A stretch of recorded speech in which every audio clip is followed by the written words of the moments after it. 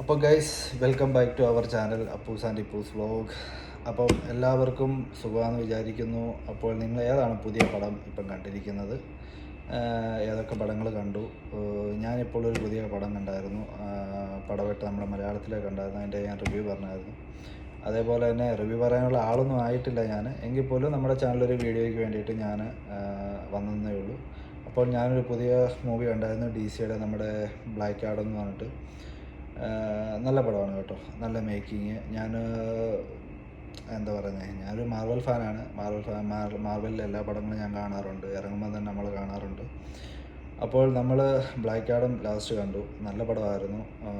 നല്ല മേക്കിങ്ങും കാര്യങ്ങളൊക്കെ, VFX ഒക്കെ നല്ല പെർഫെക്റ്റാണ്. നല്ല അടിപൊളിയായിട്ട് ചെയ്തിട്ടുണ്ട്. കോമഡി, ചെറിയ ചെറിയ കോമഡികൾ അവിടെ ഇവിടെയൊക്കെ ആയിട്ടുണ്ട്. അപ്പോൾ നല്ല പടം, നിങ്ങൾ കുട്ടികളെയും കൂട്ടിക്കൊണ്ട് പോയി കാണുക. നല്ല എൻജോയ്മെൻറ്റ്, നല്ല എൻ്റർടൈൻമെൻറ്റാണ്. വയലൻസ് ഉണ്ടോ എന്ന് ചോദിച്ചു കഴിഞ്ഞാൽ ഉണ്ട്.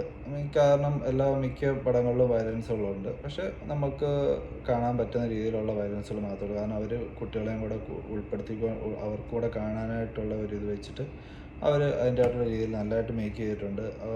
ഹോളിവുഡ് പടങ്ങളൊന്നും നമ്മൾ പറയേണ്ട കാര്യമില്ലല്ലോ അതെങ്ങനെയാണെന്നുള്ളത്. നല്ല പടമാണ്, എല്ലാവരും പോയി കാണുക. അപ്പോൾ നമ്മൾ കാശ് മുടക്കി കഴിഞ്ഞാൽ നഷ്ടമൊന്നും വരില്ല, എല്ലാവർക്കും കാണാം. വലിയ പ്രതീക്ഷയോട് പോയി കാണരുത്. നല്ല എൻ്റർടൈൻമെൻ്റ് ആയിട്ട് പോയി കണ്ട് എല്ലാവരും ഹാപ്പി ആയിട്ടിരിക്കുക. ഓക്കെ, അപ്പം ബൈ.